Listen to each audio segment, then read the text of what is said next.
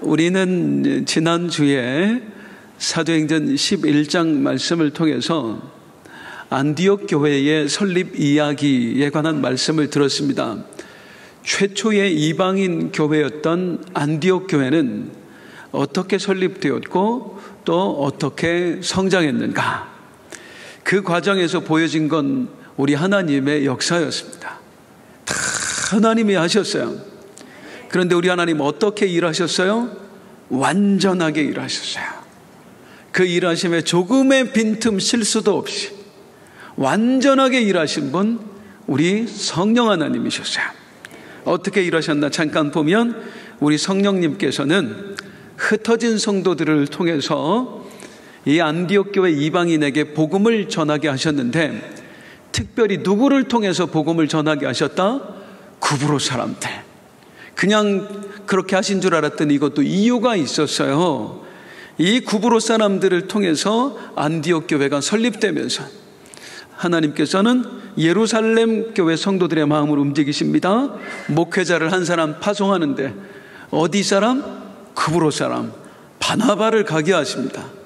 그 많고 많은 사람들 중에 바나바를 가게 하신 이유가 있었어요. 바나바는 착한 사람이라, 품이 넓은 사람이었어요. 다른 사람이 품지 못할 사람을 품을 수 있는 사람이 바나바였어요. 이 얘기는 오직 유일하게 바울이라는 사람을 품을 수 있는 사람이 바나바였다, 그런 얘기입니다. 이 바나바를 하나님께서는 안디옥 교회 목회자로 파송받게 하셨고, 거기서 그로 하여금 어떤 소식을 듣게 해요? 세상에 우리를 박해 하던 그 사울이라는 놈이 이곳까지 와서 복음을 전하지 않았습니까? 이야, 여기까지 와서 복음을 전할 정도면 얼마나 영혼을 사랑하는가. 특별히 그는 이방인에 대해서 전문가겠구나 해서 바나바가 사울이 있는 다소까지 거의 15년 가까이 고향에 처박혀 있던, 누구도 거들떠보지 않았던 그 사도 바울을 데리고 옵니다. 그렇게 해서 사도 바울에게 본격적으로 이제 정식으로 사역을 할 수 있는 길이 열려지는 거예요. 이게 왜 중요합니까? 이 일이 있었기 때문에 하나님께서 이방인의 사도로 선택했던 바울이 드디어 본격적으로 세계 선교를 할 수 있는 길, 그 토대를 누가 마련하셨다? 우리 성령님께서 마련하셨다. 그 일하심을 살펴보니까 조금의 빈틈도 없었습니다. 완전하게 일하신 우리 성령님이셨습니다. 그래서 성경은 뭐라고 말씀하는가? 로마서 8장 28절, 우리 하나님의 일하심에 대하여 시작. 우리가 알거니와 하나님을 사랑하는 자 곧 그의 뜻대로 부르심을 입은 자들에게는 모든 것이 합력하여 선을 이루느니라. 할렐루야. 모든 것이 합력하여 선을 이루느니라. 결국에는 우리 하나님의 뜻대로 됩니다. 그래서 우리가 지금 당장 무엇이 잘 된다고 해서 자만할 필요도 없고, 무엇이 잘 안 된다고 해서 절망할 필요도 없습니다. 모든 것이 합력하여 선을 이루느니라. 반드시 당신의 일을 이루어내시는 우리 하나님이신 거예요.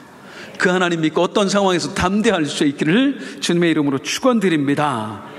이제 오늘 본문 사도행전 12장은 다시 예루살렘 교회의 이야기로 돌아옵니다. 안디옥 교회가 이렇게 설립되고 성장하는 동안 과연 예루살렘 교회는 무엇을 하고 있었을까요? 자, 사도행전 12장이 전하는 예루살렘 교회 이야기는 안타깝게도 박해 이야기입니다. 그 박해의 중심에 있던 인물은 헤롯 왕이었어요. 성경에는 여러 명의 헤롯 왕이 등장합니다. 먼저는 우리 예수님 탄생하실 때에 2살 미만의 아이들을 다 죽이게 만들었던 헤롯, 이 헤롯을 흔히 헤롯 대왕이라고 부릅니다. 헤롯 가문의 우두머리예요. 그리고 두 번째는 세례 요한을 죽였던, 그리고 예수님을 신문했던 헤롯, 이 헤롯은 헤롯 안디바라고 얘기합니다. 헤롯 대왕의 아들입니다. 그리고 오늘 사도행전 12장에 등장하는 헤롯은 헤롯 아그리빠, 헤롯 대왕의 손자이고 헤롯 안디바의 조카입니다. 그리고 사도행전 25장에 가면 또 하나의 헤롯이 나오는데 그 사람은 헤롯 아그리빠 2세, 오늘 본문에 등장하는 헤롯 아그리빠의 아들입니다. 이렇게 성경에는 헤롯이 여러 명 나와요. 바로 왕이 여러 명이듯이 헤롯도 여러 명이에요. 헷갈리지 않기를 바랍니다. 자, 이 헤롯 아그리빠가 예루살렘 교회에 박해를 가한 겁니다.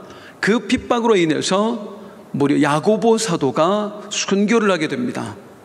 예수님의 제자들, 사도들 중에 첫 번째 순교자가 나온 거예요.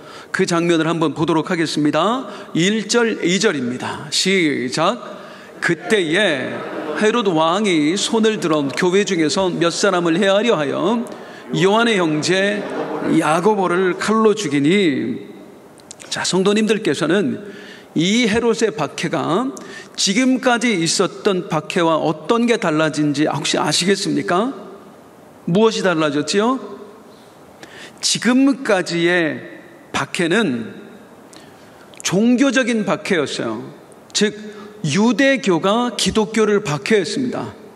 그런데 이때로부터 이제 박해는 전혀 다른 방식으로 진행이 됩니다. 드디어 정치권이 개입이 되는 거예요. 지금까지는 유대교 종교 지도자들이 기독교인들을 박해했는데 거기에 누가 가세했다? 정치권이 가세했다. 정치 권력이 가세했다. 그래서 여기 보면 야고보를 칼로 죽였다고 말합니다. 스데반은 돌로 쳐서 죽임을 당했는데 야고보는 칼로, 그러니까 참수형을 당해서 죽은 거예요. 왜 그러냐? 종교 재판의 사형법은 돌로 쳐서 죽이는 거고요. 정치 재판의 사형법은 참수형이에요. 아니면 십자가형이거나.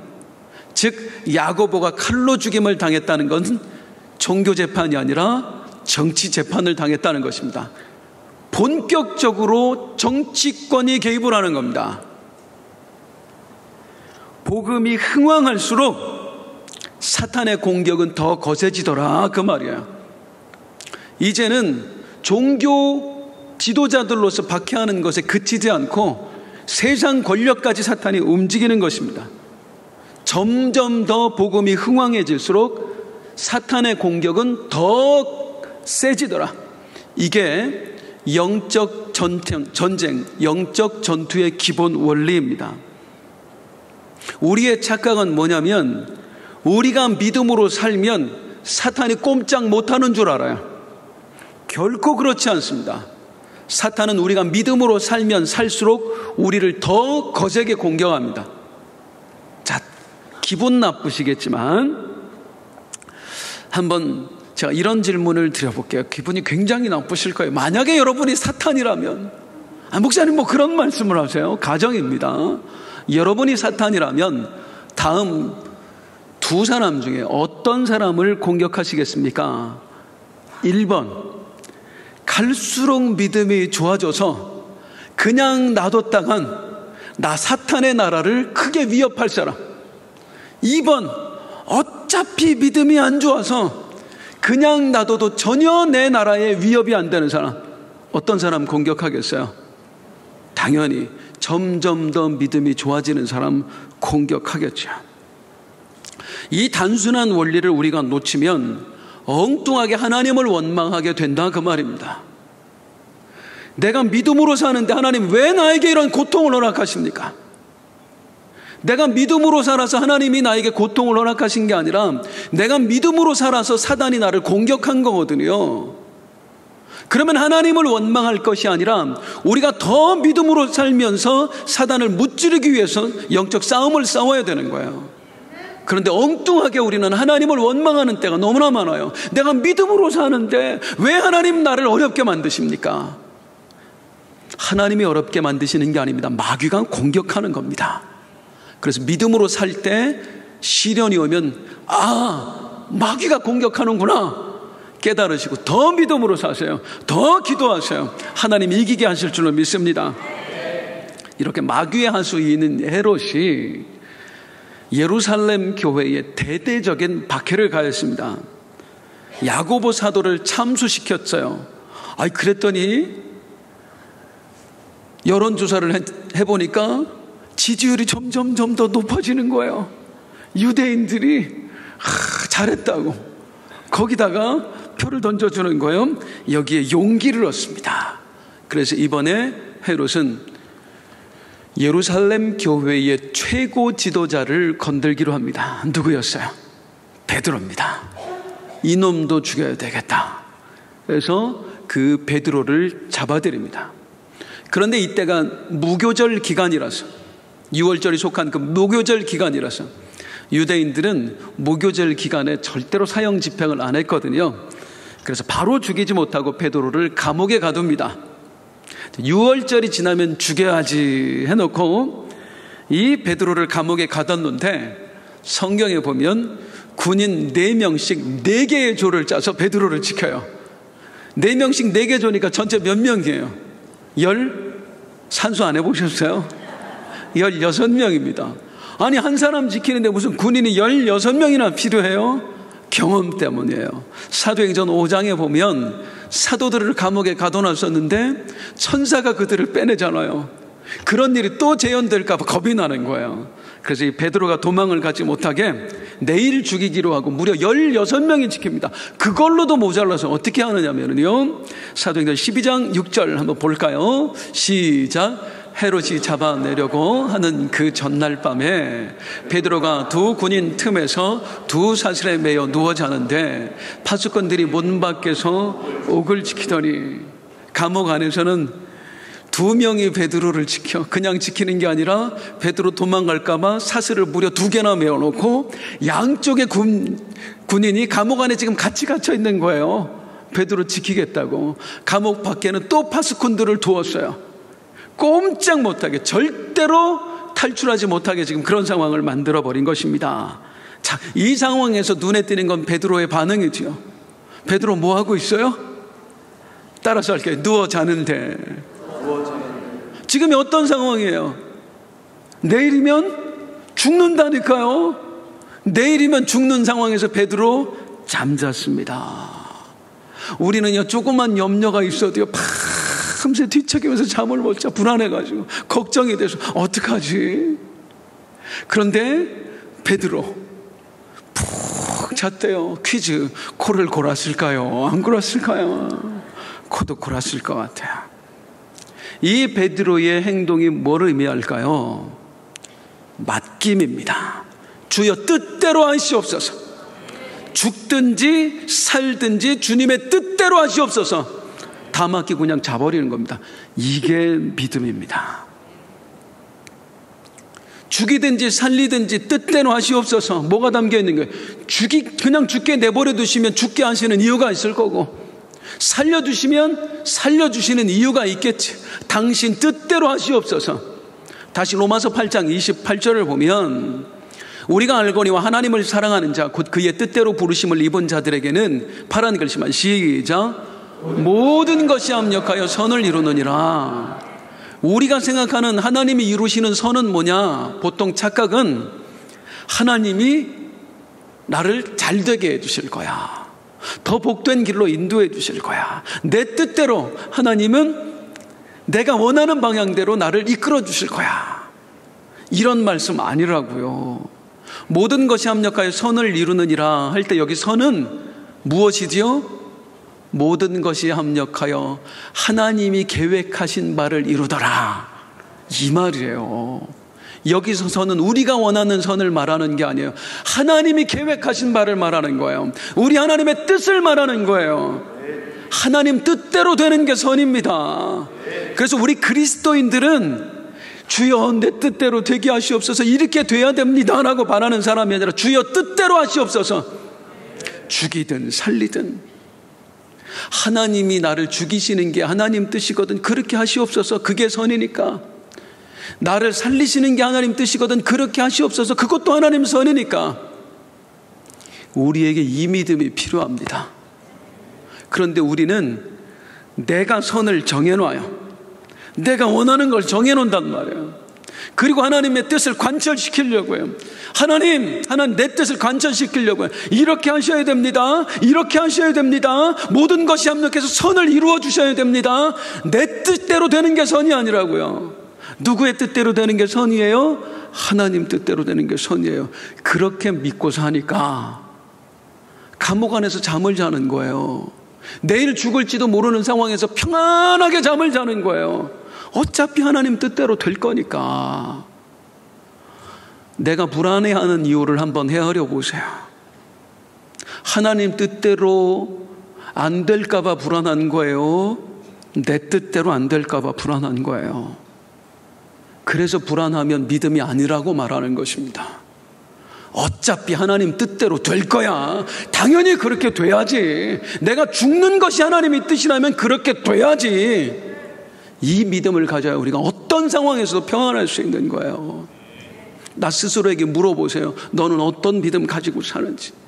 네 뜻대로 되길 원하는가? 하나님 뜻대로 되길 원하는가? 하나님 뜻대로 되는 게 선이다. 우리가 이 말씀을 믿지 않으면 오늘 이야기를 도저히 이해할 수가 없습니다. 오늘의 사건을. 왜? 이제 나중에 보면 알겠지만 베드로 사도는 살아나거든요. 그런데 야고보 사도는 죽는단 말이에요. 우리의 기준에 의하면 베드로는 잘된 거고 야고보는 잘못된 거예요. 그런데 그게 아니라니까요. 하나님 뜻대로 되는 게 선이다라고 믿으면 베드로는 잘됐고 야고보는 잘못됐고가 아니라 베드로도 하나님 뜻 안에서 살았으니 선이고 야고보도 하나님 뜻 안에서 죽었으니 그것도 선이고 이렇게 믿어진다 그 말입니다. 아니 미리 죽는 게 무슨 선입니까? 야고보는 베드로보다 조금 먼저 순교해서 영생을 얻은 거고요. 베드로는 야고보다 조금 더 살고 순교해서 영생을 얻은 거예요. 둘 다 하나님이 계획하신 바대로 순교했고 그리고 하나님으로부터 영생을 얻었으니 이 모든 걸 보면 베드로가 살아난 것도 선이요 하나님 안에서 야고보가 죽은 것도 선이라. 이걸 믿고 우리가 하나님 앞에서 주여 살든지 죽든지 주의 뜻대로 하시옵소서. 이 믿음 가져야 됩니다. 우리 이 믿음 갖고 살아야 됩니다. 그걸 믿었으니 베드로가 드르렁 내일 죽을지 모르는 상황에서 잠을 잡니다. 자, 이제 예루살렘 교회 성도들의 반응을 보도록 하겠습니다. 야고보 사도는 이미 죽었어요. 베드로 사도는 옥에 갇혀서 이제 곧 죽게 될지 몰라요. 그런 상황에서 예루살렘 교회 성도들은 무엇을 했을까요? 5절입니다. 시작. 이에 베드로는 옥에 갇혔고 교회는 그를 위하여 간절히 하나님께 기도하더라. 교회가 뭐 했대요? 기도했대요. 성도님들 이 구절이 감동이 되십니까? 예루살렘 교회 성도들이 달라진 게 보여요? 어떻게 달라졌어요? 과거에 스데반 집사가 순교했을 때 이 사람들 어떻게 했죠? 다 도망갔어요. 죽을까봐. 살겠다고. 스데반 집사의 순교에서는 다 도망갔단 말이에요. 그 도망침을 하나님이 성령님이 흩어짐으로 바꿔주셨을 뿐이지 실상은 도망친 거예요. 그런데 지금 보세요. 똑같은 상황에서 야고보가 죽었어요. 베드로 사도도 죽을지 몰라요. 베드로 사도가 죽으면 이제 누가 죽을 차례예요? 우리가 죽을 차례예요. 아무도 안 도망갑니다. 죽으면 죽으리이다. 모여서 하나님 앞에 기도합니다. 문제는 똑같은데, 똑같은 위험의 상황인데 뭐가 달라졌습니까? 그 문제 앞에서 보이는 반응이 달라진 겁니다. 이게 성숙입니다. 영적으로 성숙된다는 것은 바로 이걸 말하는 거야. 똑같은 문제 앞에서 보여지는 반응이 달라지는 겁니다. 이전에 보였던 반응과 이후에 보이는 반응이 전혀 달라지는 거예요. 더 성숙된 반응을 보이는 거예요. 예전 같으면 두려워했을 문제 앞에서 이제는 두려워하기보다 하나님 앞에서 꿇어 엎드려 기도하는 거예요. 예전 같으면 원망했을 상황에서 이제는 오히려 하나님을 찬양하는 거예요. 예전 같으면 도저히 품지 못할 사람을 이제는 그리스도의 사랑으로 품어주는 거예요. 같은 상황에서 다른 반응을 보이는 거, 더 성숙된 반응을 보이는 거, 이게 진짜 영적 성숙인 줄로 믿습니다. 영적이라는 것은 뭐 예언을 하고 환상을 보고 이적을 행하고 이런 걸 말하지 않아요. 진짜 영적인 거는요, 똑같은 상황에서 남들과 다른 반응을 보이는 겁니다. 더 구체적으로 말하면 어떤 반응을 보이는 것인가 따라 하시겠습니다. 예수님처럼. 사랑하는 성도님들, 예수님처럼 되는 것보다 더 영적인 게 있을까요? 예언하고 환상 보고 이적을 행하고 이게 예수님처럼 되는 것보다 더 영적인 거예요. 영적인 것의 최고봉은 하나님이신 예수님처럼 행하는 겁니다. 진짜 영적 성장은 영적으로 성숙되었다는 것은 같은 문제 앞에서 우리 예수님이라면 어떻게 하셨을까를 생각하면서 그 예수님처럼 하는 것, 예수님이 했을 법한 행동을 하는 것, 이게 진짜 영적인 거장들입니다. 예루살렘 교회 성도들이 그러했어요. 죽을지도 몰라요. 베드로 사도도 이제 곧 죽게 생겼어요. 그 위기가 우리에게도 닥칠 거예요. 예수님이라면 어떻게 하셨을까 생각해 보니 우리 예수님 내일이면은 십자가 지시고 죽을 상황에서 겟세마네 동산에 올라가서 기도하셨다란 말이죠. 우리도 그렇게 하자. 내일이면 잡혀 죽을지 모르는 상황에서 예수님처럼 모여서 기도합니다. 모이면 더 위험하다니까요. 군인들 들이닥치면 다 잡힌다니까요. 그런데 예수님처럼, 이게 영적인 사람입니다. 이게 믿음입니다. 이 믿음의 기도에 우리 하나님께서 어떻게 화답해 주실까요? 감옥에 있는 베드로에게 하나님이 천사를 보내주셔요. 그리고 천사로 하여금 베드로를 꺼내주시는데 그 장면 한번 볼까요? 7절 8절입니다 7절 먼저 한번 읽어봐요. 시작. 호련히 주의 사자가 나타나매 옥중에 광채가 빛나며 또 베드로의 옆구리를 쳐 깨워 이르되 급히 일어나라 하니 쇠사슬이 그 손에서 벗어지더라. 여기까지만. 베드로 옆구리를 쳤대요.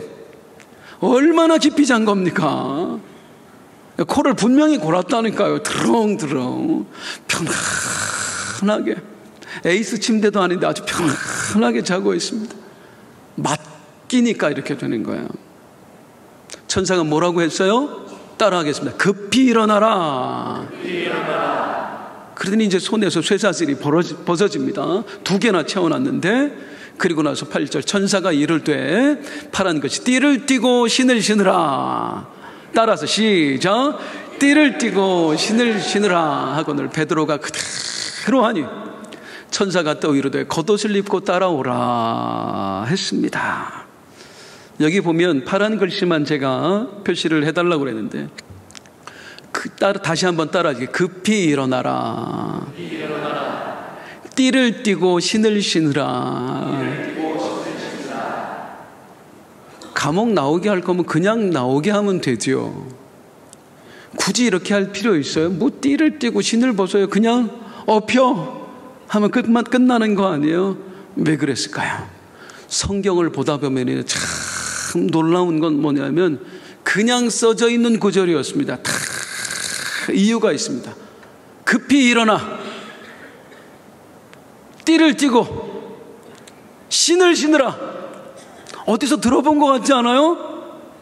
어디서 들어보셨어요?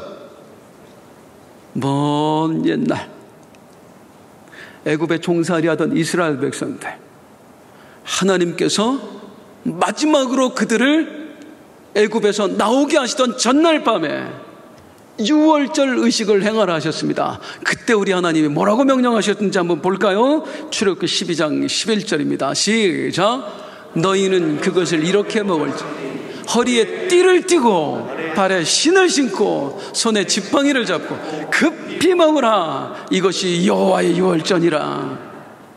이게 첫 번째 유월절날 있었던 일입니다. 베드로 사도에게 이 유월절을 떠올리게 하시는 거예요. 띠를 띠고 신을 신고 급히 먹으라. 급히 일어나 띠를 띠고 신을 신어라. 이게 첫 번째 유월절. 지금 베드로가 갇혀있는 이때가 언제?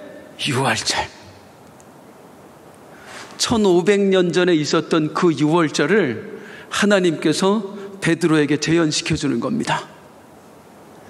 이스라엘 백성들에게는 출애굽, 베드로에게는 출감옥. 베드로야, 나는 어제나 오늘이나 영원토록 동일한 하나님, 그 여호와 내가 아브라함의 하나님, 이삭의 하나님, 야곱의 하나님이고 이제는 너희 하나님 되었다.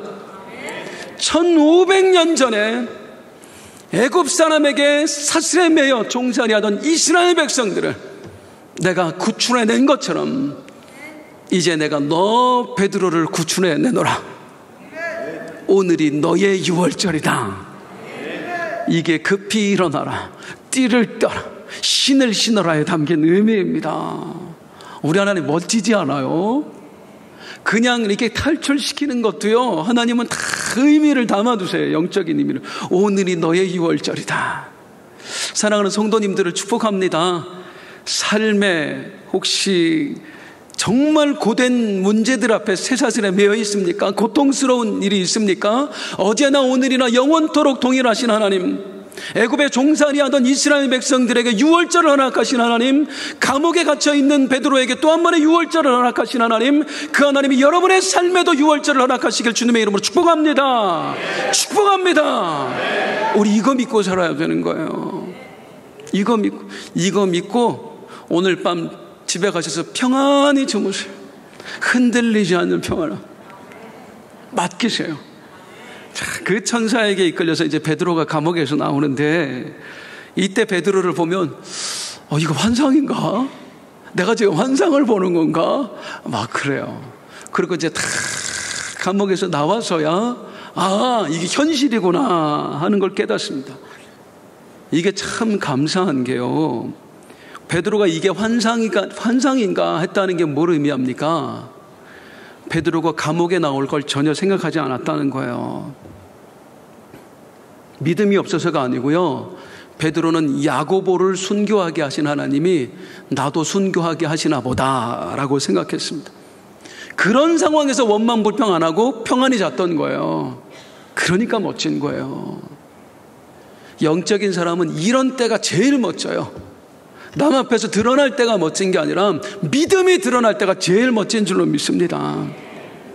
자, 감옥에서 풀려난 베드로 뭐 하냐면 제일 먼저 마가 요한의 집으로 갑니다. 왜? 거기에 누가 있어요? 우리 성도들이 모여서 기도하고 있으니까. 저는 이 장면을 보는데도 감동이더라고요. 베드로가 어떻게 생각했다는 거예요? 우리 성도들이 기도하고 있을 거야. 도망갔을 거야가 아니라 기도하고 있을 거야.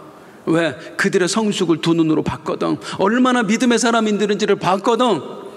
그래서 당연히 이들이 도망가지 않았을 거라고 생각하고 모여서 기도하고 있을 거라고 생각하고 그 장소로 가는 겁니다.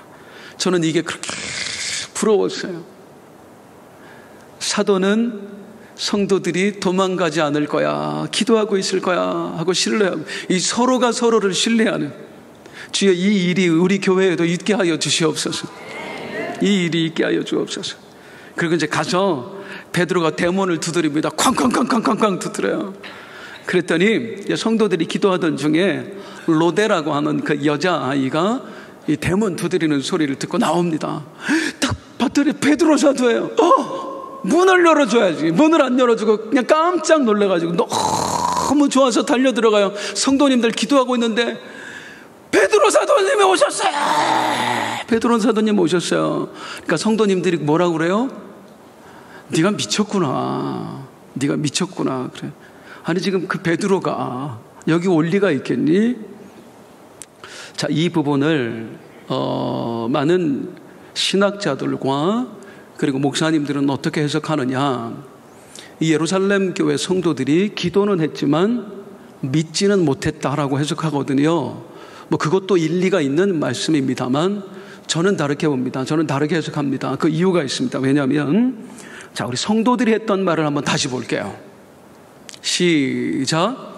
그들이 말하되 내가 미쳤다 하나 여자아이는 힘써 말하되 참말이라. 그들이 말하되 그러면 그의 천사라도. 베드로 사도님이 오셨어요. 너 미쳤니? 아 진짜예요. 그러면 천사가 오셨나 보다. 베드로 사도를 지켜주시던 수호 천사가 오셨나 보다. 자, 여러분 한 번만 생각을 해보세요. 성도들의 입장에서 볼 때 뭐가 더 믿기 어려울까요? 베드로 사도가 오셨어요 하는 게 믿기 어려울까요? 천사가 오셨어요 하는 게 믿기 어려울까요? 질문이 어렵습니까? 살면서 천사 한 번이라도 본 적이 있으세요? 베드로 사도가 지금 풀려났어요. 여기 오셨어요 하는 게 믿기가 어려워요? 천사가 오셨어요 하는 게 믿기가 어려워요? 천사가 오셨어요는 믿기가 불가능한 얘기예요. 근데 그 말을 믿어요. 그 말을 믿는다고요. 그런 이들은 믿음이 없어서 지금 이 말을 하고 있는 게 아니다 그 말입니다. 그러면 왜 베드로 사도가 오셨어요는 안 믿고 천사가 오셨어요를 믿을까? 이들은 베드로 사도가 풀려날 걸 못 믿은 게 아니라 베드로 사도가 풀려날 걸 아예 생각하지도 않았던 것입니다. 왜요? 그런데 왜 기도했을까요? 5절 다시 볼게요. 5절. 이에 베드로는 옥에 갇혔고 교회는 어떻게 기도했더라? 그를 위하여 기도했더라. 이렇게 써 있습니다. 베드로를 위해서 기도했다고 했지 성경은 절대 베드로가 풀려나기를 위해서 기도했다고 하지 않습니다. 그러면 성도님들 생각해 보세요. 이들은 베드로의 무엇을 위해서 기도했을까요? 야고보 사도 이미 순교했어요. 그리고 자기들은 뭐 하고 있어요?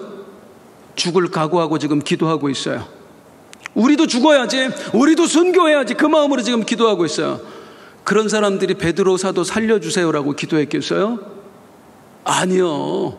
야고보 사도도 순교해서 주님 나라 가고 베드로 사도도 순교해서 주님 나라 갈 줄 알았고 우리도 곧 순교할 줄 알았어요. 그러면 무엇을 위해서 기도했을까요? 베드로의 무엇을 위해서? 하나님, 우리 베드로 사도님 끝까지 믿음 있게 하여 주시옵소서. 스데반 집사가 그 돌무더기 앞에서 돌을 던지려고 하는 사람들 앞에서 끝까지 주님을 부인하지 않고 하늘의 영광을 바라보며 그 얼굴에 광채가 나면서 순교했던 것처럼 며칠 전에 우리 야고보 사도가 그 헤로드 왕 앞에서 우리 예수 그리스도의 이름을 부르며 영광스럽게 죽어갔던 것처럼 하나님, 우리 베드로 사도도 끝까지 믿음 있게 하여 주옵소서. 예수 부인하지 않고 순교하게 하여 주옵소서. 영광의 죽음 맞게 하여 주옵소서.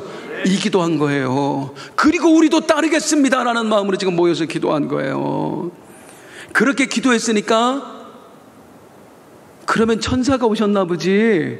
베드로 사도를 지켜주던 천사가 왜?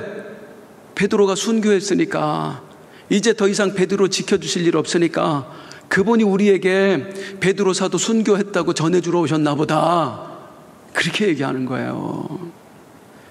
즉 이들은요, 감옥이라는 문제, 죽음이라는 문제를 해결하기 위해서 기도한 게 아니라 감옥이라는 문제 앞에서, 죽음이라는 문제 앞에서 하나님 믿음 지키게 해주세요. 그걸 위해서 기도했어요. 이 예루살렘 교회 성도들의 기도 앞에서 이제 내 기도를 돌아봐야죠. 나는 늘 주님 앞에서 어떤 기도를 드리고 있는가? 우리가 문제를 만나면 하나님께 기도해야 되는 건 마땅합니다. 그런데 내 기도의 내용을 한번 살펴보세요. 무엇이 우선이죠? 하나님, 이 문제 해결해 주셔야 됩니다. 반드시 해결해 주셔야 됩니다가 먼저입니까? 아니면 하나님, 이 문제 앞에서도 끝까지 나 믿음 지키게 해주세요가 먼저입니까? 문제 해결에만 매인 사람은 늘 원망 불평을 벗어날 수가 없고요, 늘 낙심을 이겨낼 수가 없어요.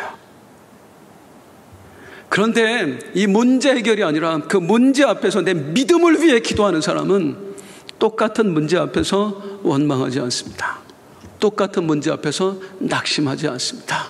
이게 그리스도인입니다. 스데반의 죽음 앞에서 도망갔던 사람들을 불과 10몇 년 만에 이렇게 바꿔놓으신 우리 성령님, 너무 대단하지 않으세요? 그분이 나와 함께 하십니다. 그분이 나도 변화시키고 계십니다. 주여, 나도 멋진 신앙인 되게 하옵소서. 기도하던 성도들 베드로 얼굴 보고 그제서야 우와! 하더니 베드로는 성령님께서 천사를 보내어 자기에게 행하신 일을 전해줍니다. 17절 시작. 베드로가 그들에게 손짓하여 조용하게 하고 주께서 자기를 이끌어 옥에서 나오게 하던 일을 말하며 또 야고보와 형제들에게 이 말을 전하라 하고 떠나 다른 곳으로 가니라. 베드로가 다른 곳에 복음 전하러 가는 거예요. 누구에게 이 말을 전해줘라? 야고보와 형제들에게. 야고보 죽지 않았어요? 여기 야고보는 야고보 사도를 말하는 게 아니라 야고보 장로를 말합니다. 예수님 동생 야고보야. 그래서 이때부터 베드로를 대신해서 야고보 장로가 초대교회 최고의 지도자가 됩니다. 그리고 나중에 야고보서를 쓰는 거예요. 그게 예루살렘 교회의 이야기예요. 사도행전 12장. 자, 오늘 말씀에서 저는 성도님들과 함께 나누고 싶은 은혜가 한 가지 더 있습니다. 그것은 뭐냐면 우리 하나님의 시간표에 관한 말씀입니다. 따라하겠습니다. 하나님의 시간표. 오늘 본문인 사도행전 12장을 앞뒤로 감싸고 있는 똑같은 성경 구절이 있습니다. 사도행전 12장이 시작되기 바로 직전 11장 끝부분을 한번 보도록 하겠습니다. 11장 29절 30절 시작. 제자들이 각각 그 힘대로 유대에 사는 형제들에게 부조를 보내기로 작정하고 이를 실행하여 바나바와 사울의 손으로 장로들에게 보내니라. 안디옥 교회에 이제 선지자들이 모여들면서 그중에 아가보라고 하는 선지자가 천하의 흉년이 될 것을 예언을 합니다. 그것을 듣는 순간 안디옥 교회 성도들은 무슨 생각을 하냐면 예루살렘 교회 성도들을 도와야 되겠다. 왜냐하면 예루살렘 교회는요, 예루살렘이라는 지역 특성상 주변에 곡창지대가 없었어요. 그래서 예루살렘은 흉년이 들 때 가장 살기 힘든 곳이었어요. 안디옥은 부자 도시였잖아요. 물자가 충분하니까 흉년이 들어도 먹고 살 수 있단 말이에요. 근데 예루살렘은 어렵단 말이에요. 그래서 우리 복음이 거기서부터 흘러나왔는데 우리 은혜가 갚읍시다. 그들에게 우리 성금을 보내줍시다. 뭐 성경에는 안 나오지만 이 바나바가 생각했던 것 같아요. 아무래도 바나바 아이디어인 것 같아요. 바나바는 착한 사람이라. 바나바는 예루살렘에 있을 때도 자기 밭을 다 팔아서 바쳤던 사람이잖아요. 그래서 이제 이 안디옥 교회 성도들이 성금을 모읍니다. 그리고 누구에게 들려보내요? 바나바와 바울에게 들려서 예루살렘 교회를 찾아가게 합니다. 그리고 12장이 진행되고요. 12장 끝부분을 한번 볼게요. 사도행전 12장 25절이에요. 시작. 바나바와 사울이 부조하는 일을 마치고 마가라 하는 요한을 데리고 예루살렘에서 돌아오니라. 바나바와 바울이 이 성금 들고 예루살렘으로 가는 이야기 한 다음에 예루살렘 교회에서 야고보 순교하고 베드로 옥에 갇혔다가 풀려난 이야기를 다 하고 나서 다시 바나바와 바울이 예루살렘에서 안디옥으로 돌아오는 얘기하죠. 이게 무슨 뜻이에요? 야고보가 순교하고 베드로 사도가 감옥에 들어갔다가 풀려나고 할 때 예루살렘에 누가 있었다? 바나바와 바울이 함께 있었다. 바나바와 바울이 거기 있었던 거예요. 그러면은 바나바와 바울은 어디 있었을까요? 아까 성도들이 어디 모여서 기도했다고 그랬죠? 마가 요한의 집. 마가 요한의 집이 누구 집이냐면 바나바 누나 집이에요. 아니 예루살렘에 가서 호텔에 머물렀겠습니까? 자기 누나 집으로 가지. 부잣집인데. 즉 베드로 사도가 옥에 갇혔을 때 이 바나바와 바울은 마가 요한의 집에서 성도들과 함께 기도하고 있었을 확률이 매우 높습니다. 거의 그럴 것입니다.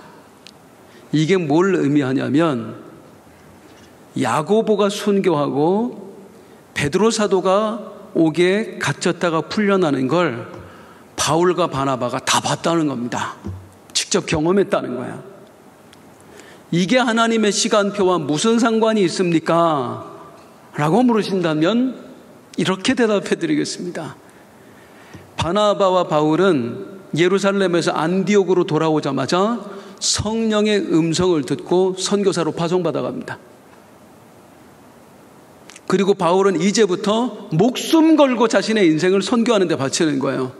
즉 우리 성령님께서 일하시는 게 어떤 방식이냐면, 이 바울을 중심으로 말할게요. 바울을 선교사로 파송하시기 전에, 땅끝까지 그를 보내시기 전에 예루살렘 교회를 방문해서 네 믿음의 신앙인들이 어떻게 사는지를 한번 봐라. 목격하게 하시는 겁니다. 경험하게 하시는 거예요. 선교사 훈련을 이렇게 시키시는 거예요, 우리 성령님께서. 무엇을 경험을 하죠? 그 박해 속에서 기독교, 이 교회의 성도들이 얼마나 힘이 든가를 직접 자기 눈으로 목격을 해요.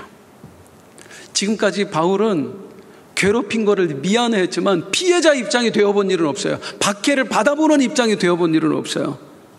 그런데 이들과 같은 편에 서서 우리 베드로 사도 믿음 지켜 순교하게 해주세요 라고 기도하면서 이 박해 속에 살아가는 사람들의 마음이 얼마나 절실한지를 직접 그들과 함께 체험을 합니다.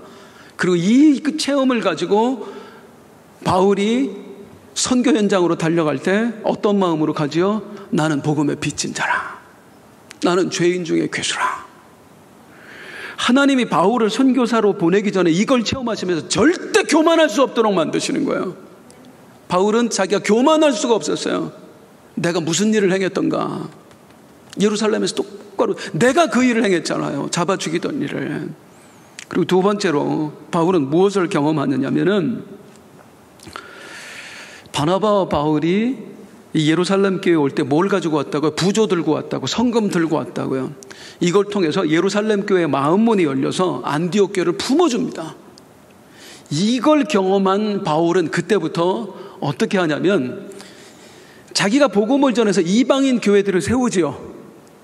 이방인 교회들을 예루살렘 교회가 인정을 안 해줘요. 저것들이 이단이야 라고 할 때 그들의 마음을 어떻게 녹이냐면, 경험해봤잖아요. 이미 그 교회들에게 성금을 받아서 예루살렘 교회가 어려울 때 갖다 줍니다. 자기가 감옥에 갇힐 줄 알면서도 예루살렘에 갔던 이유는 뭐냐면 그 성금 들고 간 거예요. 이방인 교회도 여러분의 형제들입니다. 받아주세요. 그 아이디어를 어디서 얻어요? 이 여행 때 얻어요. 예루살렘에 갔다가. 마지막으로 또 하나는 뭐냐면, 바울은 베드로 사도가 감옥에 있다가 풀려나는 것을 두 눈으로 직접 본 것입니다. 그 바울이 나중에 어떻게 하는지 알아요? 빌립보에 복음 전하러 갔다가 감옥에 갇혀요. 거기서 어떻게 하죠? 베드로는 잡고 맡기고, 바울은 하나님께 맡기고 찬송 불러요. 우리 하나님은 실수가 없으신 하나님. 어느 날 갑자기 감동 줘서 너 선교사로 가라가 아니라 선교사로 보낼 계획 다 세우시고, 선교사로 갈 때 어떤 마음을 가지고 가야 될지, 교만하면 안 된다, 겸손해야 된다, 또 어떤 지혜로 선교 사역을 해야 될지, 또 나중에 어려움을 만났을 때 네가 그 어려움 속에서 어떤 반응을 보여야 될지 다 경험시키셔서 하나님이 보내시는 거예요. 이게 하나님의 시간표다 그 말입니다. 나는 하나님이 감동을 주시면 왜 가야 되는지 몰라. 왜 성금을 보내라고 하지? 왜 나를 예루살렘께 보내지? 그런데 하나님의 계획이 다 있어요. 이 세상에서 무에서 유를 창조할 수 있는 분은 하나님밖에 없어요. 인간은 그럴 능력이 안 돼. 인간은 무슨 일을 하려면 경험을 해야 되고, 그리고 우리에게는 지식이 쌓여야 돼요. 하나님이 그 일을 행하신다 그 말이에요. 너 내가 선교사로 보낼 계획이 있어. 그러니까 내가 감동 주는 대로만 해. 이게 우리가 하나님이 감동을 주시면 이유를 몰라도 순종해야 되는 이유입니다. 하나님의 계획이 있기 때문에, 하나님의 시간표가 있기 때문에. 성경을 알면 알수록 하나님을 안 믿을 수가 없어요. 우리 하나님 놀라우신 하나님. 사랑하는 성도님들, 오늘 말씀에서 여러분은 어떤 도전을 받으셨습니까? 베드로는 당장 죽을지도 모르는 상황 속에서 모든 것을 하나님께 맡기고 평안히 잤습니다. 이 맡기는 믿음이 우리에게 있나요? 예루살렘 교회 성도들은요, 베드로 사도가 옥에 갇혔을 때에 야고보가 죽고 이제 베드로도 죽을지 모르는 상황, 나도 죽을지 모르는 상황 속에서 그들은 모여서 기도했습니다. 무엇을 위해서요? 우리 베드로 사도님 끝까지 믿음 지키게 해주세요. 문제 해결을 위해 기도한 게 아니라 그 문제 속에서 믿음 지킬 수 있기를 기도했습니다. 나는 무엇을 위해 기도합니까? 내가 가진 믿음은 어떤 믿음입니까? 그걸 생각하면서 함께 찬송하겠습니다.